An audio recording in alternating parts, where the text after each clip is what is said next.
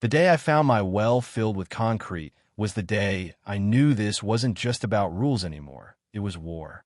They thought cutting off my water would break me, that I'd beg for forgiveness, fall in line, maybe even sell out and move away like the others. But I'm not built that way. I don't fold when they shut the valve. I look for the main line. The HOA called it unauthorized groundwater access. But the truth? They were scared.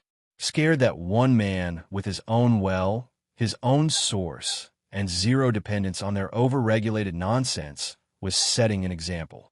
So they buried it with concrete in the middle of the night. What they didn't know was that I used to work in municipal infrastructure contracts. I know where the paperwork lives. I know who signs the permits.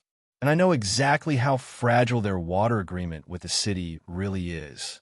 So I filed one motion, made one call, and the next thing they knew, sprinklers died mid-spin, faucets coughed dry, and Karen Bloomfield, HOA tyrant-in-chief, found herself explaining to 60 angry homeowners why there was no water. They tried to dry me out. I froze their whole damn system. IT started with a tired breath and a parking ticket. I was standing outside a courthouse in the city, my tie strangling my neck and the summer heat turning my dress shirt into a personal sauna when I saw it. Bright orange, slapped across the windshield of my pickup. My third ticket that month. Parked half an inch too close to a faded red curb. $45 for trying to make a court appearance on time. I stared at that ticket for a long moment, then looked up at the glass and steel towers scraping the sky. And I thought, this place doesn't care if you drown. It just wants your coins on the way down. That was the day I made the decision. I walked back into the courthouse, handled my business, drove straight home, and opened every real estate listing within 100 miles of nowhere. All I wanted was land, clean air, silence, a place where no one could ticket me for standing on my own dirt. 3 weeks later, I found it. 15 acres on the edge of the county. Rough, underdeveloped, and exactly what I needed. The road was barely paved. The soil was dry and cracked. But the trees were tall and honest, and the sky looked like it still remembered what stars were.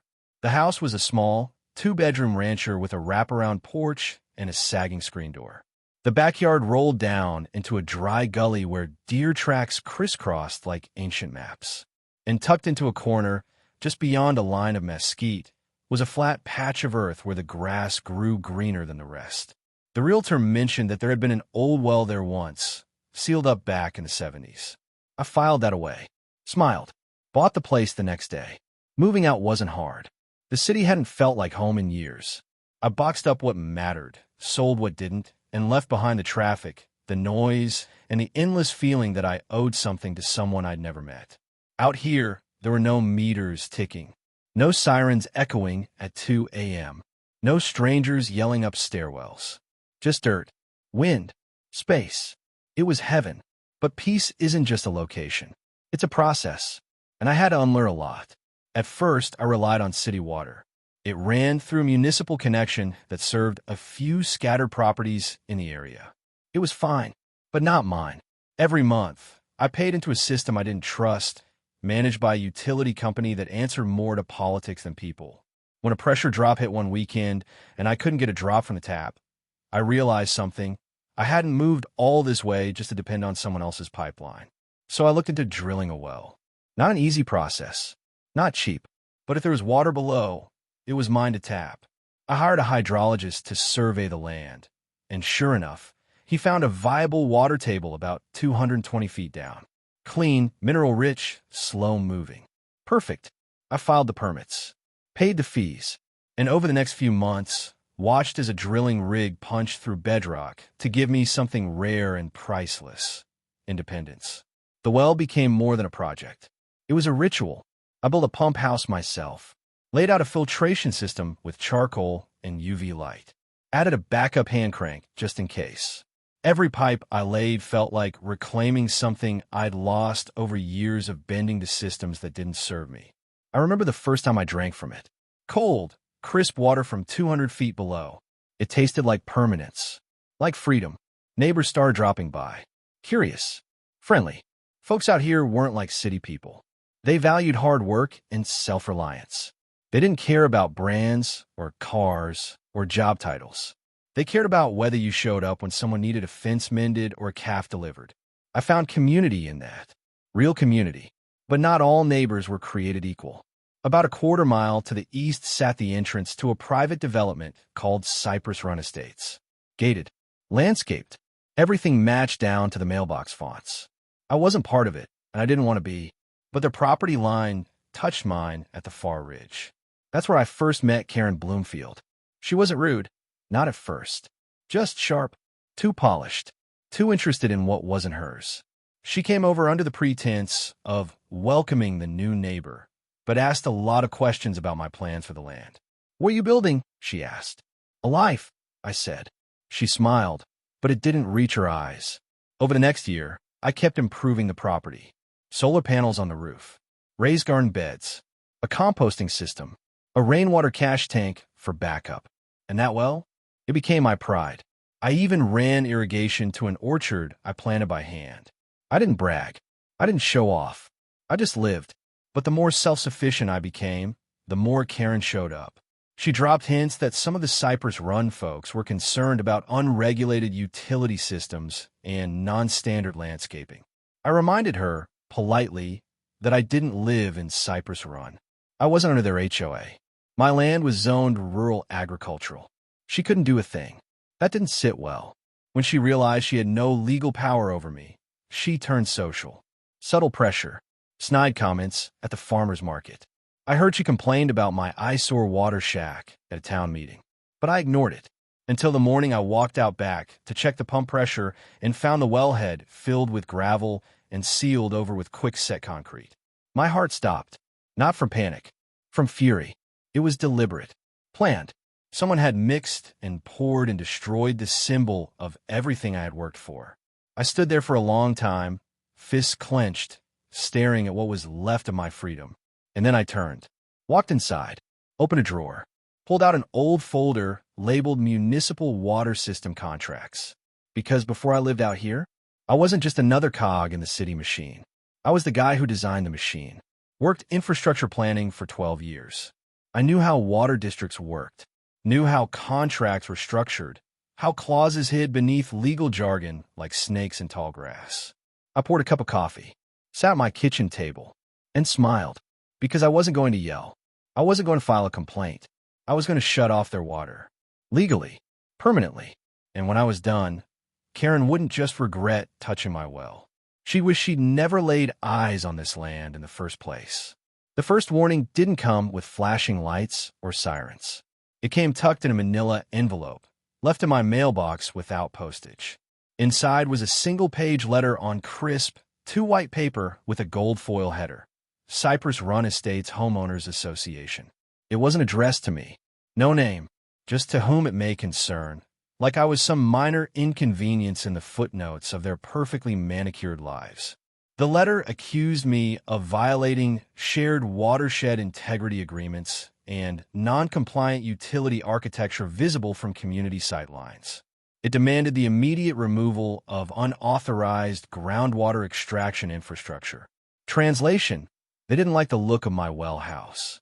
I didn't respond, not just because I wasn't part of their HOA, but because the accusations were pure fiction. I had permits, county clearance, and water rights. And most importantly, I had common sense, none of which Karen Bloomfield seemed to possess. The second letter came with a photo. Aerial view, drone shot. My pump house circled in red like a target. This time, there was a hand-scrawled note attached. "You've been warned." Still, I didn't bite. Instead, I walked to the edge of my property and installed a no trespassing sign. Then I put a small trail cam on a pine tree, just to be sure. That was Thursday. Friday night, it rained. Saturday morning, my land smelled like petrichor and peace, until I walked out to the wellhead. It took 2 seconds to notice. The hatch was shut tight. Not locked, sealed. Gray lines crusted the metal rim, oozing down like frosting on a burned cake. I pulled the lid. It didn't budge.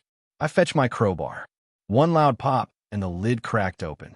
What I saw made my stomach curdle. Concrete, 3 feet deep, poured straight into the shaft. Hardened like stone. My water, my freedom, my future, entombed in cement. At first, I didn't move. My breath caught somewhere between disbelief and rage. The air around me buzzed, not with insects, but the weight of knowing this wasn't random.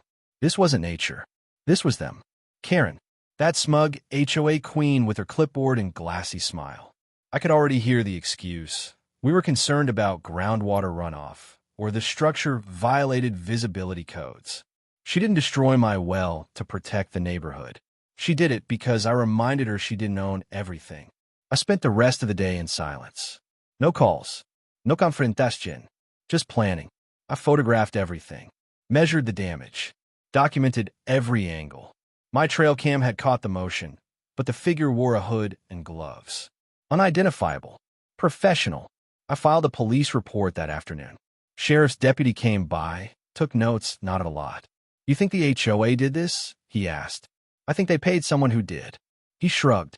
Not the first time we've had complaints about Cypress Run. But you got proof they hired the guy. Not yet, I said. Then it's vandalism. Class B. Maybe a felony if the cost of damage is high enough. It would be. That well wasn't cheap. But Karen hadn't just hit me in the wallet. She hit me in the soul. I spent the weekend digging through every file I had, permits, utility easements, the infrastructure maps I'd drawn up years ago when I worked city contracts. I didn't sleep much. Just brewed pot after pot of coffee and mapped out every pipe, every line, every loophole I could find. Monday morning, I went to the County Water Authority. I requested public access to Cypress Run's municipal supply contract. It was a gold mine. Turns out their water wasn't city-owned. It was leased from a private treatment firm under a 10-year cooperative agreement. The supply ran through a shared conduit that passed within 100 feet of my back property line, a line I technically owned. The agreement was already on thin ice due to budget reallocations. And in the fine print, a clause, contract subject to nullification if third-party obstruction or easement interference is documented within 250 feet of mainline junction. Karen had just created the interference herself by damaging my system. I didn't call her. I didn't warn her. I went to the city utility board and filed an intent to challenge the contract. That's when a knock came. Tuesday, 9 a.m. I opened the door, and there she was. White blouse, beige slacks, a binder clutched to her chest like armor. Mr. Callahan, she said. Karen, I replied. Brave of you to come without a drone. She didn't laugh. I'd like to resolve this civilly. You mean quietly. She stepped inside like she owned the place. Sat down at my kitchen table without asking. No need for escalation, she said. The well was never permitted correctly. The HOA simply acted to protect community standards. The HOA has no jurisdiction over my land, I said. You know that. She shifted just slightly. Perhaps not officially. But Cypress Run maintains visual easement expectations within shared view corridors. Shared by whom? She smiled tightly. We have friends on the zoning board. People who understand the importance of cohesion. There it was. The real threat. Not law. Not logic. Influence.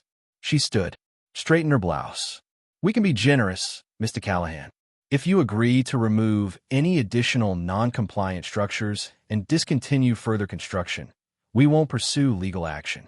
You mean you won't report the crime you committed? She blinked. Once. Slowly. Concrete, I said. In my well. You poured it. Or had someone do it. And now you want me to stand down. There's no proof, she said. Yet, she left without another word. The next morning, I got a call from the city water board. We're placing a temporary hold on Cypress Run supply contract, pending your challenge.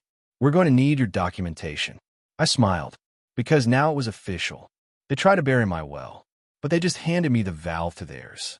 It took less than 3 days to find the cracks in Karen Bloomfield's empire. Not because I was brilliant, but because people like her never imagine they'll be challenged by someone who knows where to look. First stop, county records. Public access terminals. The system was clunky and slow, but it didn't take long to pull up the original Cypress Run HOA filings. The founding documents were drafted 15 years ago by a small group of developers, and Karen hadn't even been part of the original board. Her name appeared 4 years later, penciled in after the second election cycle, when she became Director of Standards and Community Aesthetics. a title she likely invented. By year 5, she'd taken over as president. That was when things got interesting. The HOA's annual reports were technically public, though heavily redacted. Still, I pieced together enough to see the patterns. New landscaping vendors with short contract histories, legal fees paid to boutique law firms no one had ever heard of, and the biggest item, water usage fees. Over $180,000 a year. That's a lot of water for a development of 30 homes. I pulled up the municipal supply agreement I had flagged earlier. Cypress Run wasn't directly connected to city water like most communities. They had a semi-private utility partnership with Metro Blue Resources, a company that operated one of the region's older purification stations. The contract had been brokered through a third-party negotiator, Wellington Advisory Group. That name rang a bell. I ran it through the state business registry. Karen Bloomfield, listed as founding partner, terminated in 2017, but still tied to the business by a successor clause. And the agent on record for Wellington's business renewal the previous year? Same address as Karen's current residence. That was the first domino. I dug deeper. I reached out to an old colleague, named Miles, who still worked in municipal infrastructure law.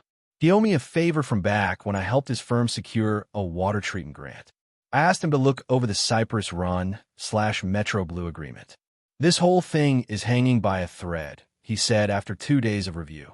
Clause 7.3 states that the contract is voidable in the event of an interference within 250 feet of the main line or if public access is hindered. That concrete you found in your well, if it can be tied to the HOA or any affiliated party, it's technically interference. Even though the well wasn't connected to their system, doesn't matter, he said. They took action near a sensitive supply zone. Any contamination risk, any alteration counts, especially if you can prove malicious intent. I smiled. Can you help me file a formal notice of breach? Already drafting it. Next, I met with Clara, a local journalist and part-time paralegal who'd made it her hobby to track shady HOA dealings. She wasn't surprised when I said Karen was involved. Karen's been angling to expand Cypress Run for years, she told me over black coffee at a diner. Problem is, she can't do that if the infrastructure is fragile. They almost lost their water contract 3 years ago. Had to file an emergency variance to keep it afloat. Clara had receipts. Literally. She handed me a thumb drive full of scanned documents, emails from Metro Blue, and copies of letters Karen had submitted to the planning board under aliases. Alias number 1, Miranda K. Weston. Alias number 2, K. Wellington. I didn't even have to stretch to connect the dots. Karen had used her old business name to funnel lobbying pressure toward extending a water agreement she helped negotiate and profited from. And she had the audacity to sabotage my well while her entire development depended on a threadbare deal that barely met code. The next move was obvious. I called the Metro Blue compliance office and scheduled a meeting. In person, face-to-face. The office was clean, too clean, like it wanted to pretend it wasn't built on infrastructure and sewage. I sat across from a guy named Dennis, regional compliance manager, buttoned up and wary. I laid it all out. My permits, the sabotage, the police report, the well photographs, and the documented proximity to their main line. He didn't say much until I handed him a copy of the Wellington Advisory signature pages. "We didn't know this," he murmured. "Now you do." Dennis promised to review the validity of the contract and flagged it for legal oversight. Meanwhile, Clara helped me file a parallel complaint with the State Water Commission, just in case Metro Blue tried to stall. Then I went back to work.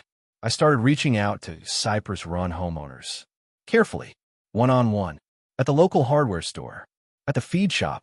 I didn't lead with accusations. I led with facts. Did you know your HOA is paying triple market rate for water? Did you know the woman who negotiated your water deal used to run the company she paid? Did you know your entire supply could be cut off in 2 weeks? Most of them were stunned. A few were furious. One man, Jim Darnell, former military and current mechanic, asked if he could get a copy of everything. "Sure," I said, "but keep it quiet." Karen wasn't idle. I got a letter from her lawyer claiming my statements were defamatory. I filed it under bluster and didn't respond. Then came the moment I've been waiting for. A notice from a city.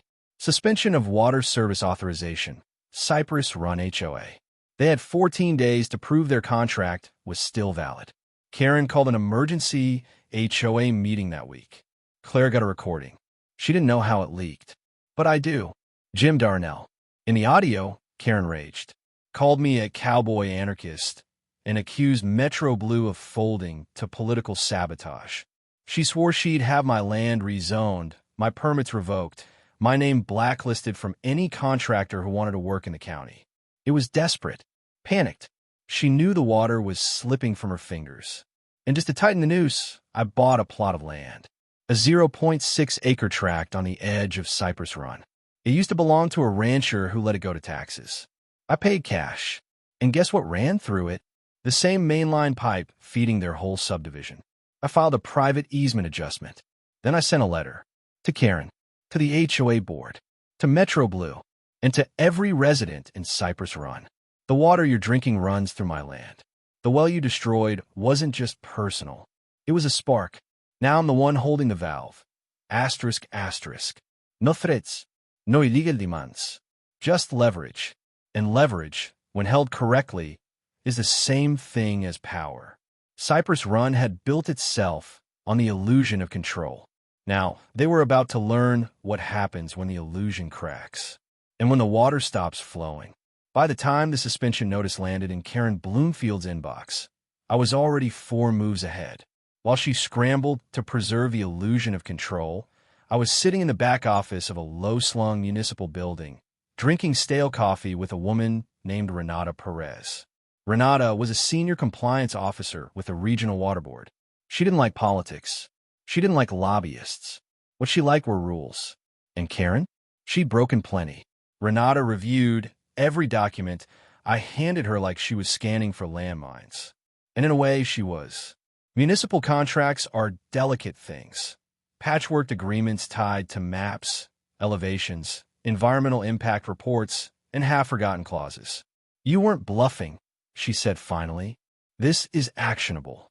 I know. She tapped one document in particular. A zoning variance from 2019 where Karen, as HOA president, had approved new construction without notifying Metro Blue of load increases. That was breach number 1. Breach number 2, the discovery of Wellington Advisory as a ghost intermediary in the original deal. Conflict of interest alone is enough to flag the agreement for audit, Renata said. Throw in the fact that she tampered with a neighboring system and we're looking at full suspension. She gave me something better than a yes. She gave me a checklist. If I could prove a direct pattern of obstruction or abuse tied to HOA operations, the board could not only suspend the contract, they could reassign municipal oversight. Translation, I could take their water. Legally. Permanently. But to do that, I needed allies. I met again with Miles, the municipal law expert. We walked through the terms of Karen's deal line by line. Clause 12.2, he pointed out. Failure to disclose material conflicts of interest invalidates service guarantees. So, if we tie her to Wellington while she was negotiating, contract void. They have to renegotiate, and the board can recommend disqualification. So that's what we aimed for. I submitted a formal conflict of interest complaint to the state procurement office. Miles attached exhibits, board minutes, email headers, business filings. Renata added her internal report. Meanwhile, I played the long game. I started showing up to city utility commission meetings. Quietly, politely. I never mentioned my land, or the sabotage, or Karen.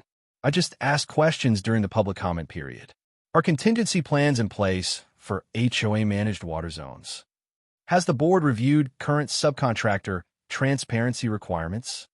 Bureaucrats hate surprises. I gave them notice. Then I turned my attention to the land. That little tract I bought on the edge of Cypress Run. I hired a surveyor and filed a notice of private use infrastructure intent. It meant I could install a pump or monitoring station, provided I didn't disrupt surface access. But beneath the soil, that's where it mattered, because that's where their pipe ran. I didn't have to touch it.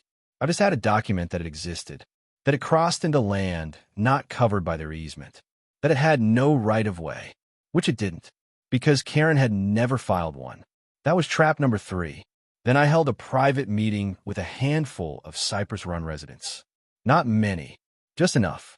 Folks who were tired of Karen's rules, her surveillance, her fines for leaving garbage bins out 20 minutes too long. I showed them everything. This isn't just about a well, I told them. It's about how one person weaponized power to control the many. I'm not asking you to fight. I'm asking you to witness. They agreed. Quietly. Gratefully. With that, I mailed one last letter. Not to Karen. Not to the HOA. To Metro Blue. Formal objection to continued utility access through parcel hashtag 047B. That parcel was mine. With no easement, no recorded right-of-way, and no alternate conduit route, Metro Blue had no legal ground to continue service. Karen had built her empire on borrowed pipes, and I had just closed the valve.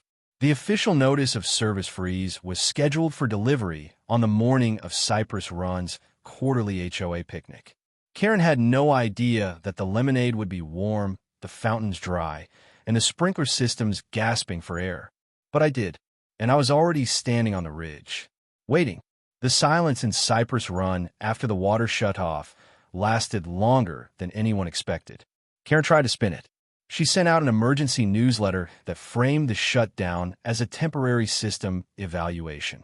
But when residents woke up the next morning to dry taps and city water trucks handing out ration jugs at the clubhouse, the truth set in fast. The HOA board called an emergency meeting. Only half the members showed up. The other half had already submitted their resignations. And Karen? She arrived late, offered no apology, and blamed malicious actors. By the end of the meeting, a vote was called.